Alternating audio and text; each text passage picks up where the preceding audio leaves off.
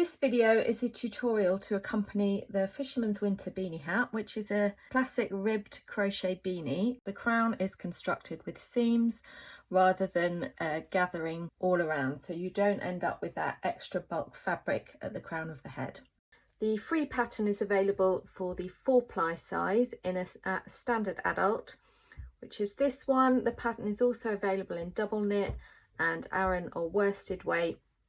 The full premium pattern includes all 3 weights, each weight in 4 sizes, that is toddler, child, adult and large adult. But the free pattern for the 4-ply adult version is available on the blog, which is linked to below. The pattern is constructed almost entirely from slip stitches with the odd chain thrown in. And in this video, I'm just going to show you some of the techniques that you'll use and little tips and tricks to make it easier for you to follow the pattern. The pattern, like many typical ribbed beanies in crochet, is worked from side to side, but it has these peaks which are joined to form the crown. So I'm going to start by looking at slip stitches. In this row, I'm working up to the top of the pattern. So here is the brim of the hat, and this section up here is going to be the peak.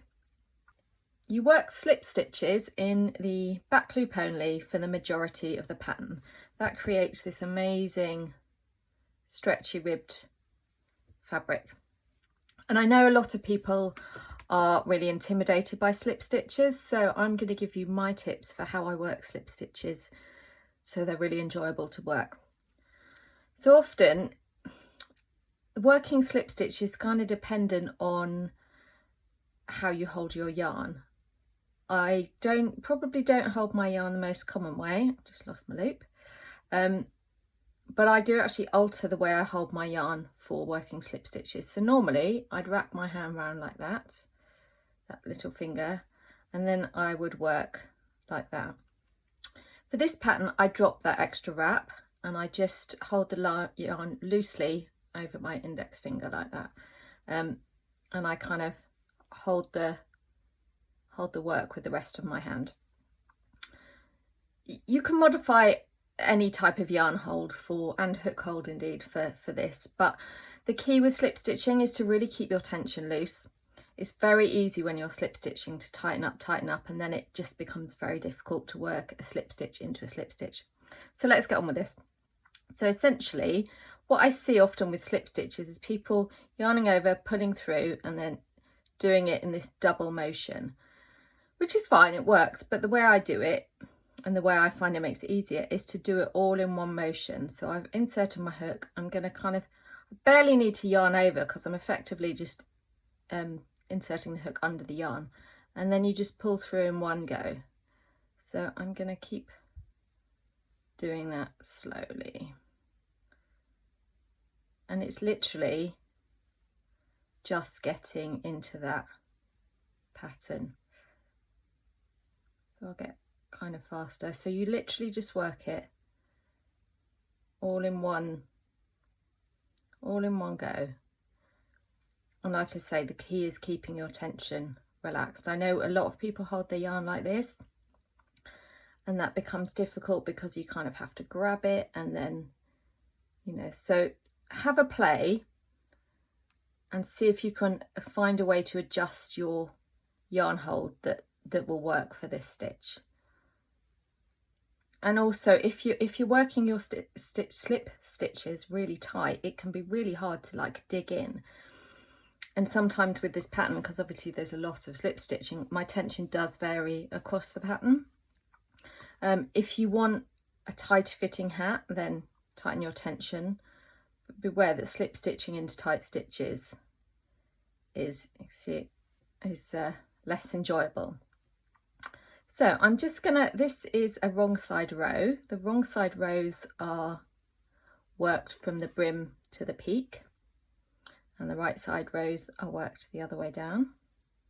So I'm going to finish working this row, and then I'm going to show you how to work an increase. So you work your rows across like that, you go up to the increase, which is going to be the tallest point, and then you start decreasing down the other side. The bottom is going to be flat. I'll show you later how to make sure you get a neat bottom brim and that you don't lose your slip stitches as you work.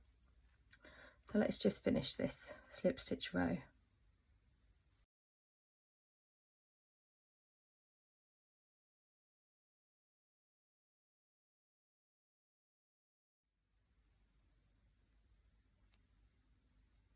Okay, so I'm coming to the end of the row. That last stitch can be a little bit tricky to see, but it's that one there.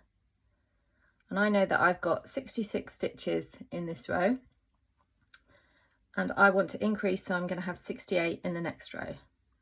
So I'm going to turn my work and I'm going to chain 3. 1, 2, 3. Then I'm going to start in the second chain from the hook. Now often when you work into chains, you work into these back loops, but it's not how we're going to do it here, because we're going to see the chains. You can kind of see, this yarn is a little bit fluffy, but you can kind of see the chains just actually continue from the look of the slip stitches. So we're going to effectively work in the back loop of the chain, which is going to be this bit here. So that first, the third chain will kind of count as the chain, a turning chain 1. So we're going to ignore that chain because we want to increase by 2. So we're going to work in the back loop of the second chain from hook, which is there.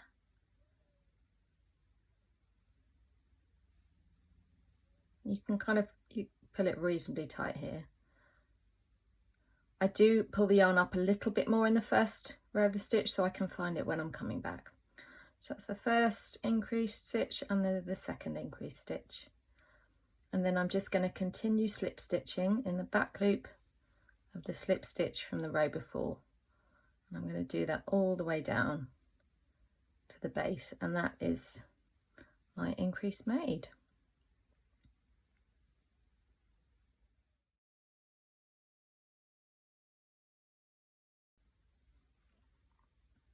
Okay, so I'm coming to the end of the row and the last stitch of the row, so I've got 2 stitches left. I have this back loop here and then this back loop here. So I'll slip stitch into that back loop, but then at the end of the row, in order to make sure you have this kind of nice neat edge, and this also stops extra stretch, I'm going to insert my hook into the back loop as I do normally, and then I'm going to insert it into the unworked loop of the previous row. So effectively, when you turn around, you've got your back loop and your front loop.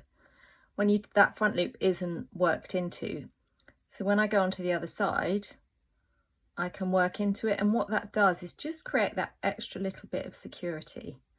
It takes a little bit of getting used to where it is, but you'll kind of see it as you start to work, and that does create this almost like dappled almost pattern at the bottom. You can prefer have whichever side you like. I mentioned that the rows that go from brim to the peak are the wrong side rows, but if you prefer, it depends how you're going to wear your hat. So as a wrong side, it means when the right side, you're going to see that edge on the front.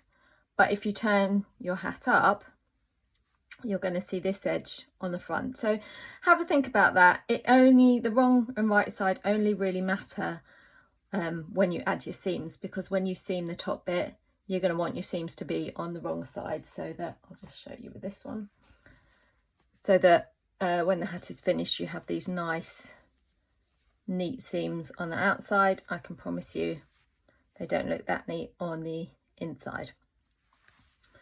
So just have a little think about that before you add your seams, but I'll come back to that. So the other side to making a nice neat brim is to start your rows in a way that works. So I'm going to chain 1 and I'm going to turn. Now normally when I turn, I kind of keep my working yarn at the back, so I'd normally turn like that so I can work straight into the back loop of that stitch, which is the last stitch of the previous row.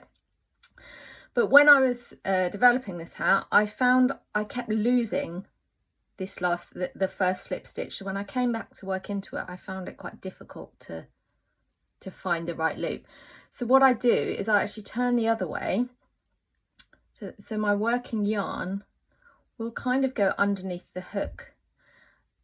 So you can see it's kind of almost in the way, but if you pull it to the back and then work your slip stitch, what this does, it just creates this little bit extra kind of height. You can see these little dots, and it means that this slip stitch I've just created, it just makes it a lot easier to find when you come back to work down the other side.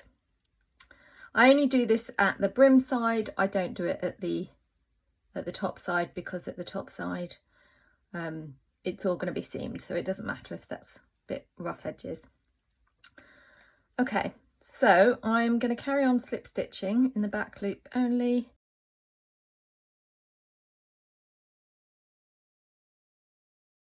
Now this is going to be a decrease row, so I'm going to decrease by 2 stitches. So I'm going to go from 68 stitches, which is what I had in the previous row, to 66, and I'm basically going to slip stitch up to 2 stitches from the end.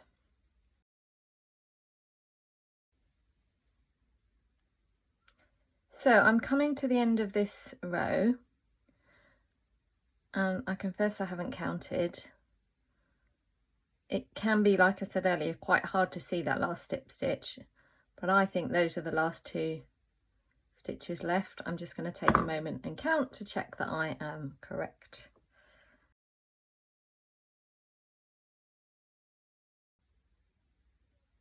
Yep, that's right, 66 stitches. The most difficult part about this pattern is basically counting, because when you're on a decrease row, you kind of really need to check that your stitch count is right. So I'm decreasing from 68 stitches, which is in my peak row, which is the tallest row, to 66. You're only, with most of the rows, you make 2 rows with the same stitch count, except the top row and the shortest row, where you only make 1 repeat. So this row here had 68 stitches, that's where we made the increase, and then this one is going to have 66, and the next one is going to have 66, and then we'll repeat that decrease pattern by working to 2 to the end. So to turn on a decrease, I'm going to chain 1. Now this chain 1 is actually going to count as my first slip stitch. Hang on, got my yarn all backwards. Okay, so I'm going to chain 1 and turn, chain 1, whichever is your preference. So this here is the chain 1, and then this is the 66th slip stitch. So I'm actually going to miss that one, because this is going to count as a stitch, and I'm going to work in the second stitch down. So chain 1, last slip stitch of the previous row, and then this is where I'm going to work as my first slip stitch. But that chain 1 is going to count as 1 slip stitch. So effectively I'll still have, although I'll only make 65 slip stitches, I'll have 66 stitches on this row altogether, and I'm just going to keep on slip stitching down. So I'm going to go and I'm going to finish working all of these peaks, and then I'll come back and show you how to join and how to seam your hat.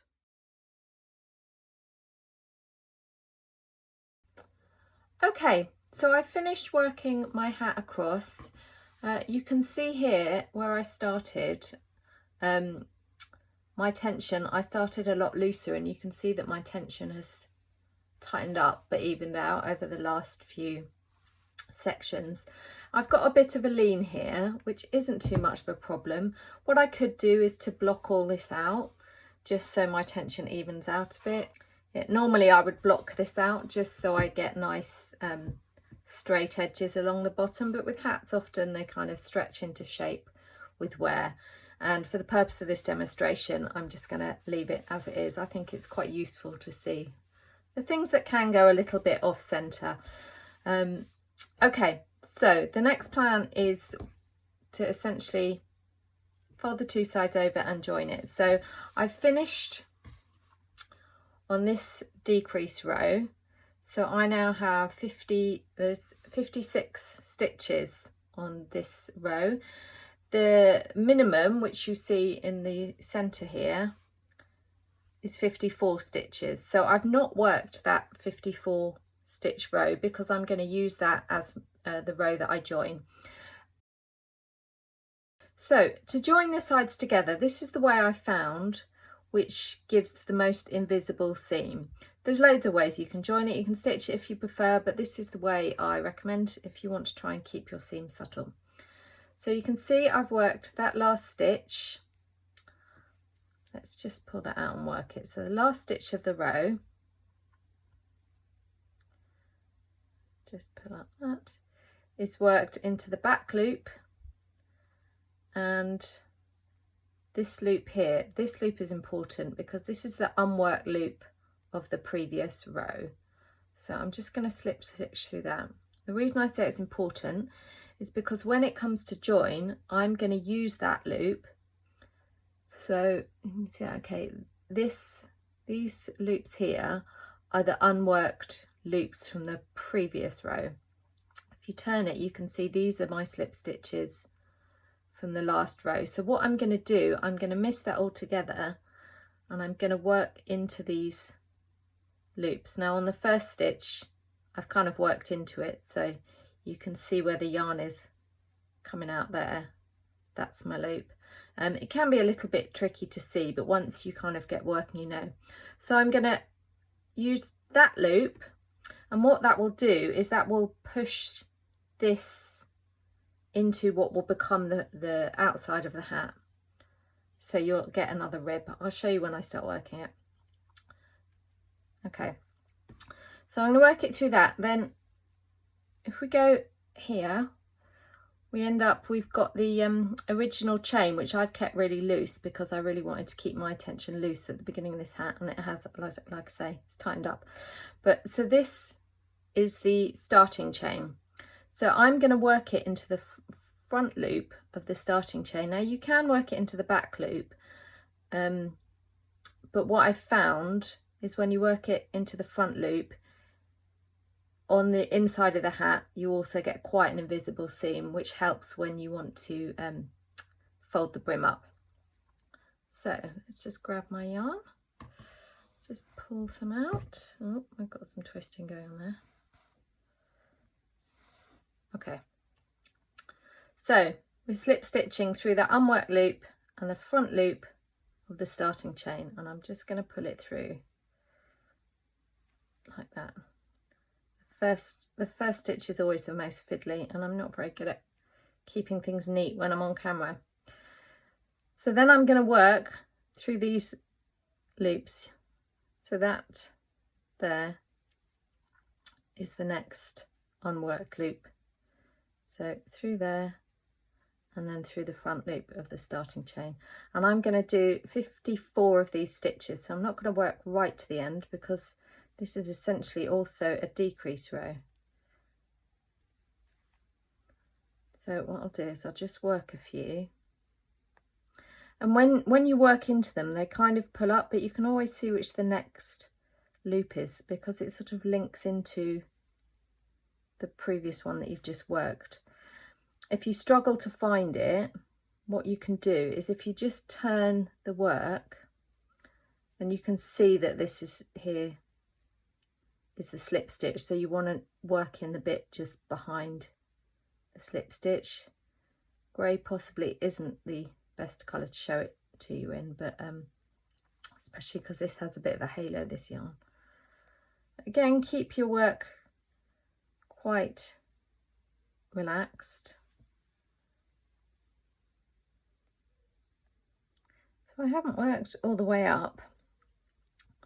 I'll just stop and show you for a moment what this is going to look like. So if I open it out, you can see there's a little, you do have a little ridge there, but if you turn it to the right side of the hat, you can see how, compared to a lot of joining methods, it just blends in quite nicely. You can kind of see that is a bit of a thicker ridge because you've essentially pushed two of these together, but unless you're looking for it, it's going to be quite hard to see that.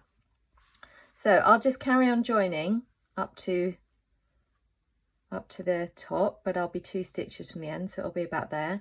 And then we're going to look at how to seam the crown.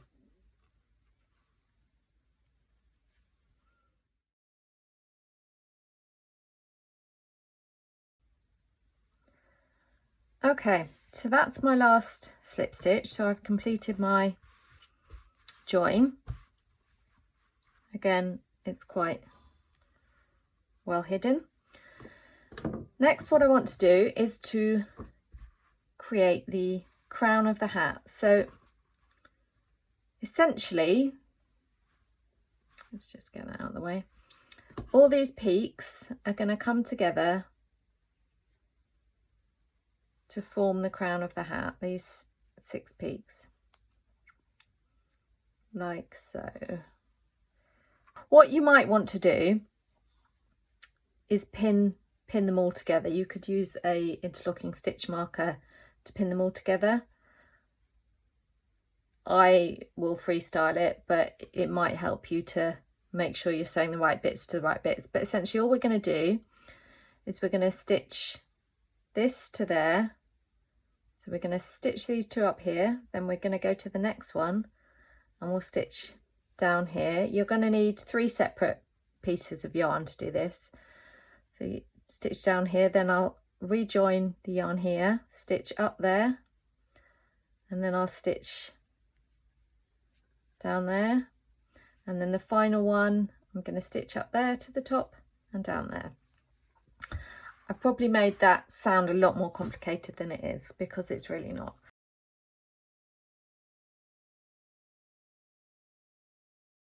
This is my starting tail here, which can get in the way a little bit. So let's just pull that through, and then I'll thread a yarn needle.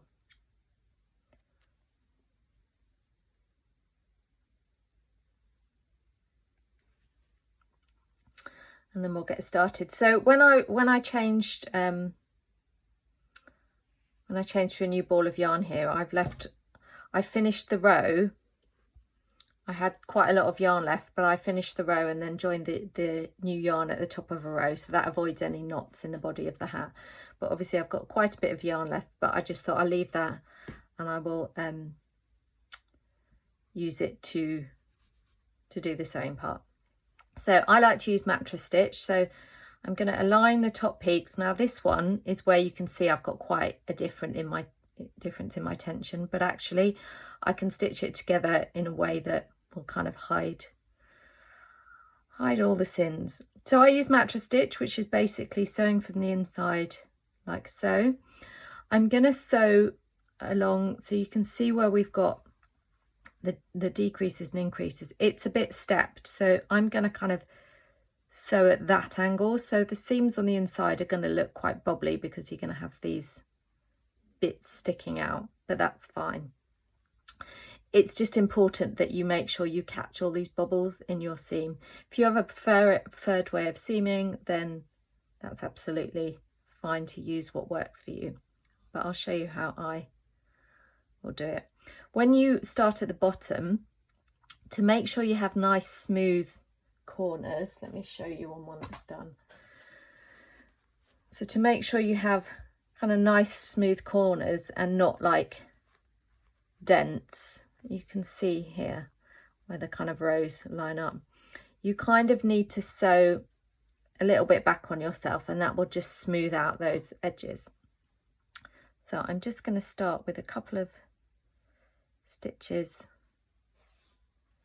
back over the part I've just done. And it can be easy to lose your steps, so keep lining those up. So that little tail can be a little pest.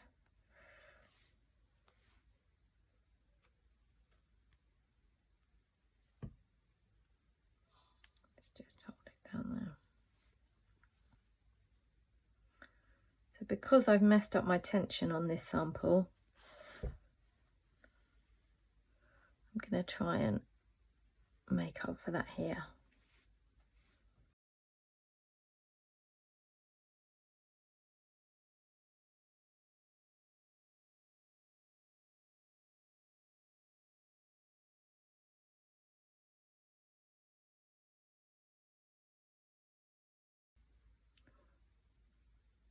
You can kind of count these steps just to make sure they're all aligned and that you're staying on track.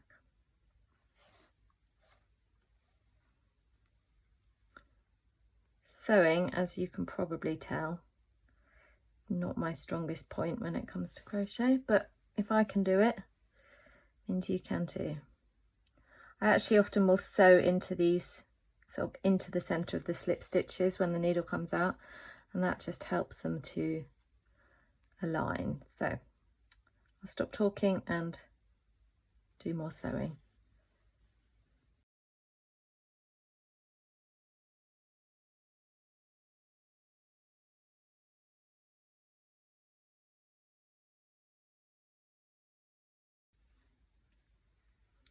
So I've just got to the top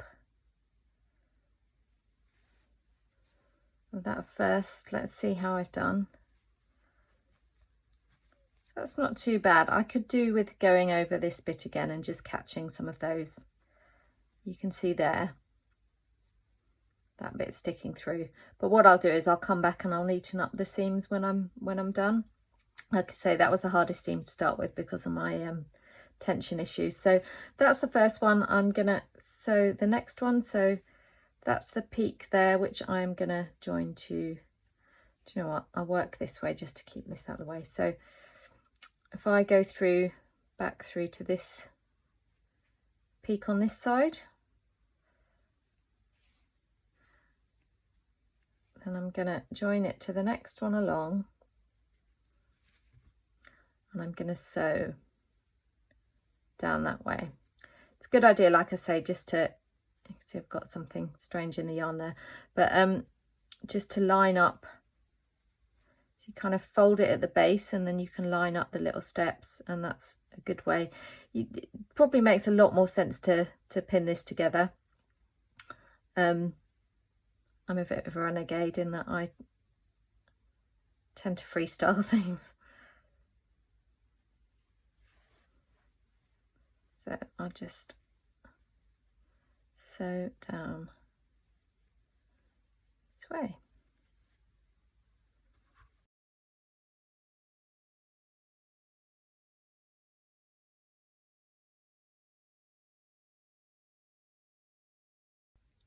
So as you get to the end, this is what I mentioned about just going a little bit into that top of the shortest row, just to, I kind of pull those together either side of the fold, just to try and soften that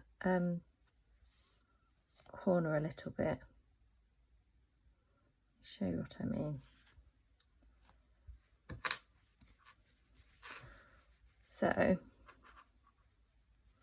this one's a little bit more successful than the last. So you can kind of see, you just want to soften so you don't get a kind of indent. I'll put a couple more stitches just to soften this area here, but you can see that it lines up quite nicely. So next what I'll do, I'll put some more indents there, and then I'll start some new yarn. I've probably got enough left there, and I'll work up and down. So I'll work up joining those, and then down joining that one, and then for the last one I'll have the same. I'll join those two and work down again. So I'm going to go and do that. You probably don't need to see that, and then I'll come back and show you what it looks like when it's finished. I'm coming to the end of the last seam. I'm just going to do a few in that fold row.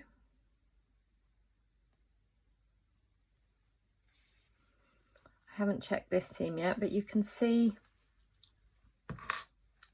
You can see now how the points kind of all come together. It's obviously the inside, and I've got some tails to sew in. If I pull this round, I need to check this seam, and I do advise checking the seams as you work, and then you can neaten them up.